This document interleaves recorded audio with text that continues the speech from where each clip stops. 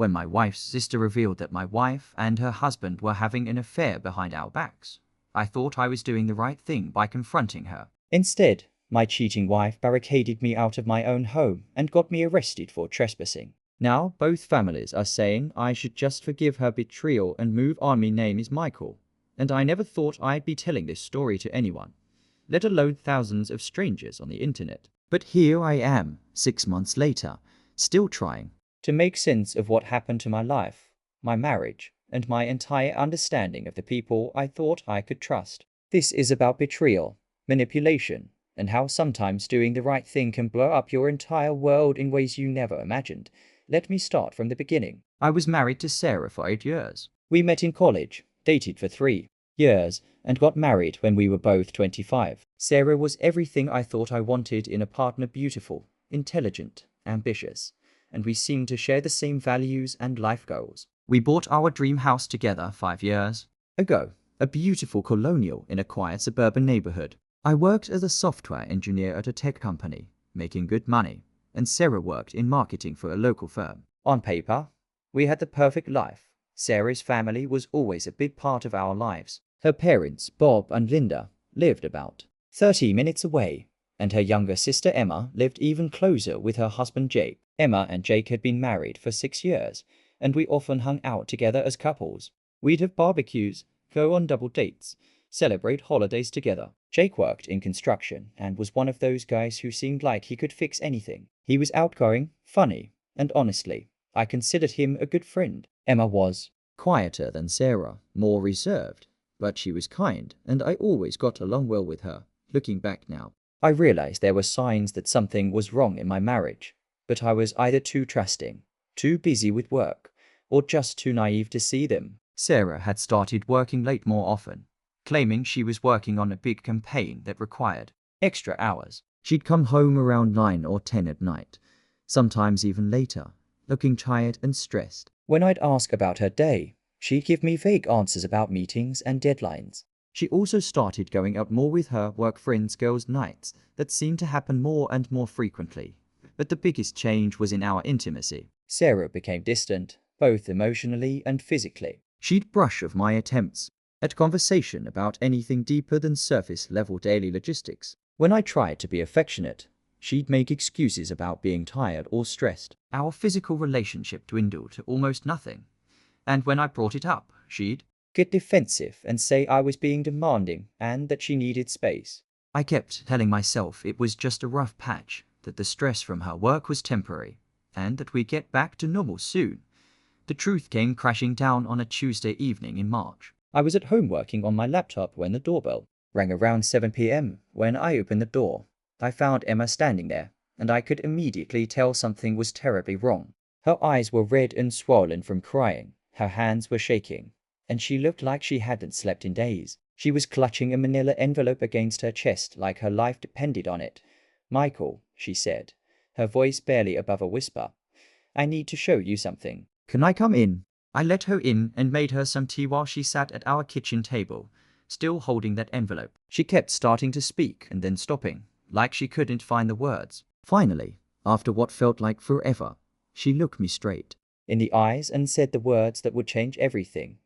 "Michael, I'm so sorry, but Sarah and Jake are having an affair."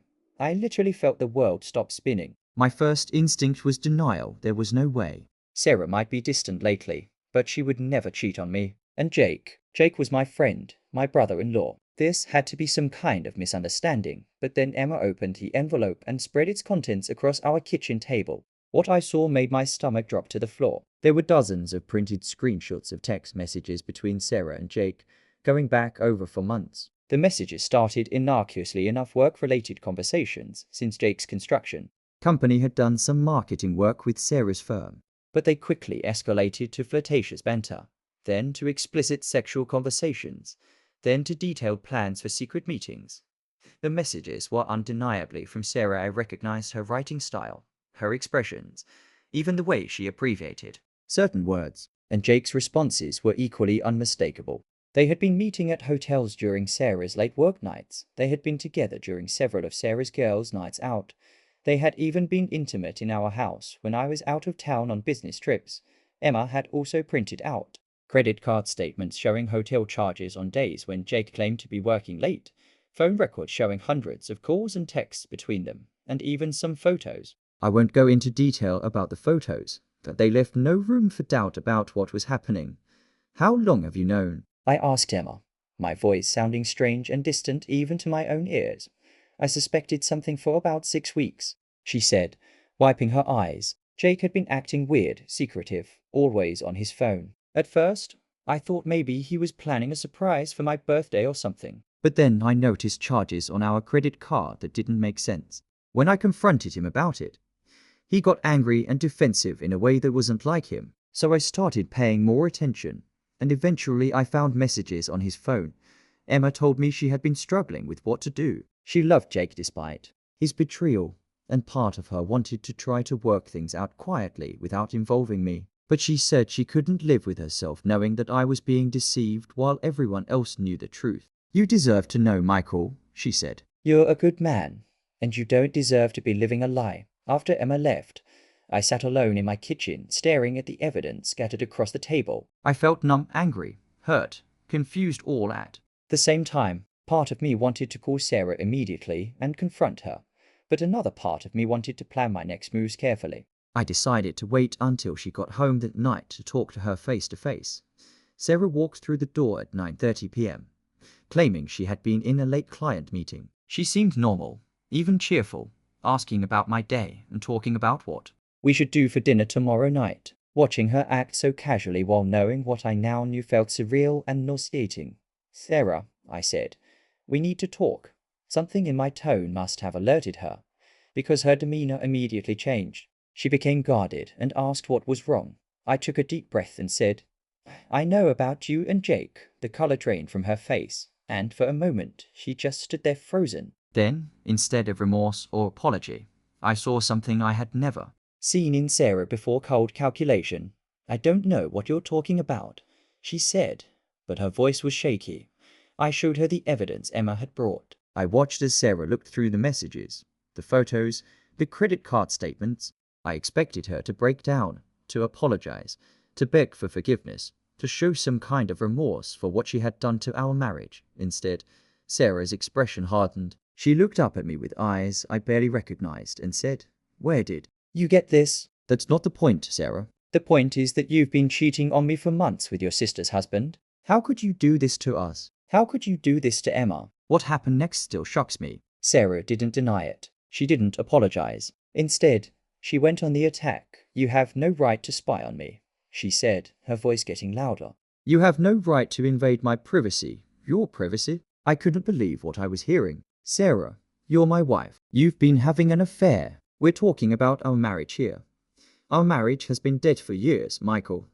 She said coldly. You're boring. You're predictable. You're emotionally unavailable. Jake makes me feel alive in ways you never could. Her words hit me like physical blows. Even in my anger and hurt, I tried to stay calm and reasonable. If you were unhappy, we should have talked about it. We could have gone to counseling. You didn't have to cheat. And you certainly didn't have to cheat with Jake, of all people. Think about what this is doing to Emma. But Sarah was beyond reason. The conversation escalated quickly, with her becoming more and more defensive and aggressive. Finally, she stormed upstairs, and I heard her slamming drawers and moving around frantically. I thought maybe she was packing to leave, which honestly would have been a relief at that point. I was exhausted, emotionally drained, and I needed space to think about what came next. I decided to take a walk around the neighborhood to clear my head and figure out my next steps. When I returned about an hour later, I found that Sarah had changed all the locks on our house. Every single one: front door, back door, side door from the garage. My keys didn't work anywhere. I could see lights on inside and Sarah's car in the driveway, but I couldn't get into my own home. I knocked on the door and called her name, but she wouldn't answer. I tried calling her phone, but it went straight to voicemail. I even tried throwing pebbles at our bedroom window like some kind of teenager, but nothing. I was locked out of the house that I had been paying the mortgage on for 5 years, the house that was in both our names. Finally, I decided I had no choice but to try to get in through a window. I went around to the back of the house where there's a window that we sometimes left unlocked. As I was trying to open it, I suddenly saw flashlights and heard voices shouting at me to stop and put my hands up. The police had arrived. Two officers approached me with their hands on their weapons, treating me like I was some kind of dangerous criminal. They ordered me to step away from the house and put my hands where they could see them. Officers, this is my house. I tried to explain. I live here. My wife changed the locks and won't let me in, but they weren't interested in my explanation. Sarah had called 911 and reported that her estranged husband was trying to break into her home and that she was afraid for her safety. She claimed I had been threatening her and that she needed protection, even when I showed them my driver's license with our address on it. Even when I tried to explain that I had been living there for 5 years and paying the mortgage, the officers said it was a domestic dispute and that I needed to find somewhere else to stay for the night.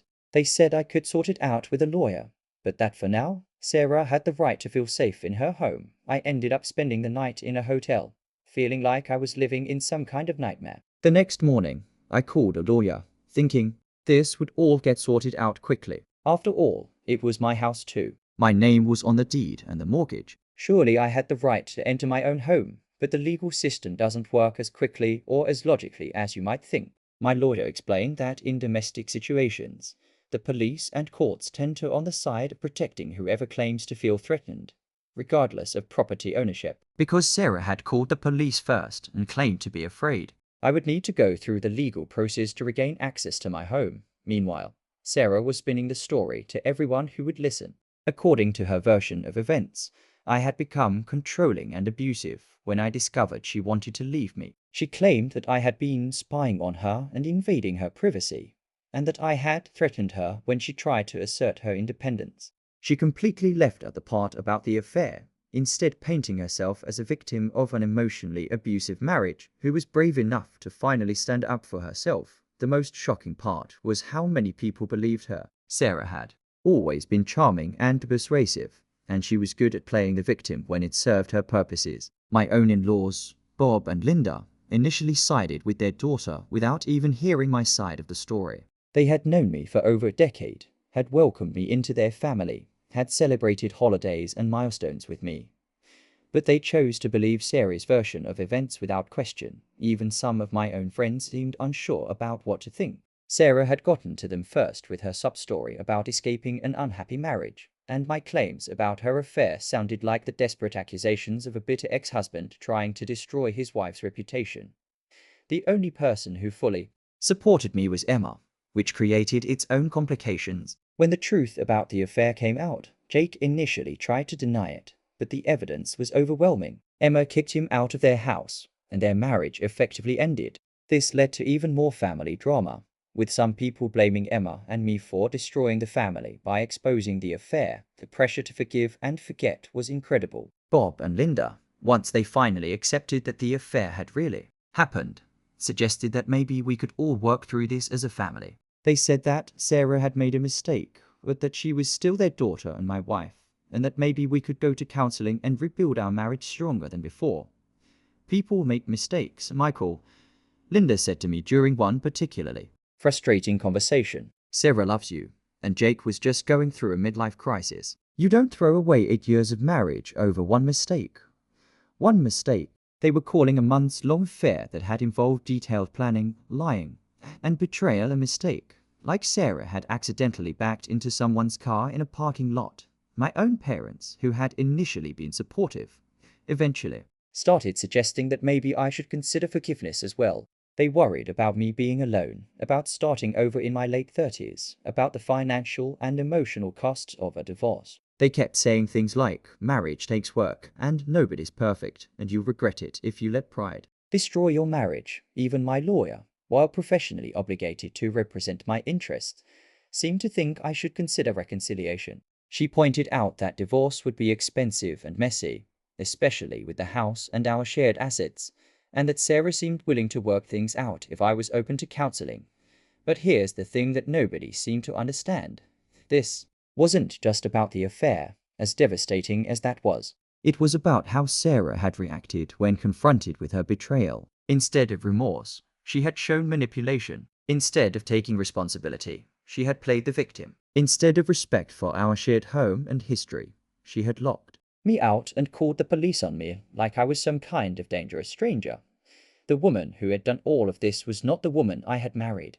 Or maybe she was, and I had just been too blind to see her true character. Either way, I couldn't imagine ever trusting her again, let alone being intimate with her or building a life together. The legal battles dragged on for months. I was eventually able to get a court order allowing me back into the house, but by then Sarah had moved most of her belongings out. She had also done some financial damage, closing joint accounts, running up credit card debt, and even taking out a loan against the house without my knowledge. My lawyer said these actions actually strengthened my position in the divorce proceedings, as they demonstrated bad faith on Sarah's part, but the emotional damage was already done. The stress of this situation affected my work, my health, and my relationships with friends and family. I lost weight, had trouble sleeping, and found myself constantly replaying events in my mind, wondering what I could have done differently. The worst part was the ongoing pressure from both families to reconcile. Even after all the legal drama, even after the financial manipulation, even after Sarah had moved in with Jake, who had left Emma, and was now openly in a relationship with my soon-to-be ex-wife, people were still suggesting that maybe we could work things out. Sarah realizes she made a huge mistake. Linda told me during one of her periodic calls. She's been asking about you, wondering if you'd be open to talking. She knows she handled things wrong, but handling things wrong was such a massive understatement that it would have been laughable if it weren't so painful. Sarah hadn't just handled things wrong, she had betrayed our marriage vows, lied to me for months, manipulated the situation. When she got caught, and then tried to paint me as an abusive husband to justify her actions, through all of this, Emma remained my only ally in the family. Her marriage to Jake was over, and she was going through her own difficult divorce. We supported each other through the legal proceedings and the family drama, and I was grateful to have someone who understood what it felt like to be betrayed by someone you trusted completely. I know everyone wants us to just forgive and forget, Emma said to me one day over coffee, but they didn't live through the lies and the manipulation. They don't understand that this isn't about one mistake, it's about discovering that the person you thought you knew never really existed. Emma's words perfectly captured how I felt. I wasn't refusing to forgive Sarah because I was prideful or stubborn or bitter. I was refusing to reconcile because I had learned something fundamental about her character that made a healthy marriage impossible. The divorce was finalized 8 months after that terrible night when Emma showed up at my door with evidence of the affair. I kept the house but had to buy out Sarah's share, which put me in significant debt. Sarah and Jake moved in together officially, though from what I heard through mutual friends, their relationship was already showing signs of strain. Apparently, relationships built on deception and betrayal don't tend to have strong foundations. I'm still dealing with the aftermath of all of this. I'm in therapy, trying to rebuild my ability to trust people and form healthy relationships. I've had to distance myself from some family members and friends who couldn't accept my decision not to reconcile with Sarah. It's been lonely and difficult, but also liberating in some ways. Looking back, I'm glad Emma had the courage to show me the truth, even though that truth destroyed my marriage and caused enormous family drama. Living in ignorance might have been more comfortable in the short term, but it wouldn't have been a real life. I deserve better than a marriage built on lies, and I'm slowly building a new life based on honesty and self-respect. The pressure to forgive continues even now. Just last month, Bob reached out to tell me that Sarah and Jake had broken up and that Sarah was asking if I'd be willing to meet for coffee to talk about everything that happened, when I declined. He accused me of being unforgiving and holding grudges, but forgiveness doesn't mean putting yourself back in a position to be hurt by the same person again. Sometimes forgiveness means accepting what happened, learning from it, and choosing to build a better life without the people who betrayed you.